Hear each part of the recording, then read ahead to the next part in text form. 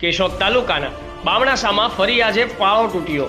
આ પહેલા પણ ઓઝત નદીનો પાળો તૂટતા હજારો એકર જમીનનું ધોવાણ થયું હતું। ફરી એ જ ઓઝત નદીનો પાળો આજે બીજી જગ્યાએ તૂટી પડ્યો હતો। હાલમાં જ વત્સીભાઈ કરંગિયાના ખેતરમાંનો પાળો તૂટતા ખેતર પાણી થયું હતું। ઓઝત ડેમમાં ઓવરફ્લોના કારણે દરવાજા ખોલવામાં આવતા જ આજે ફરી પાળો તૂટી પડેલ હતો। રિપોર્ટર જગદીશભાઈ યાદવ, ઇન્કલાબ ન્યૂઝ, જૂનાગઢ।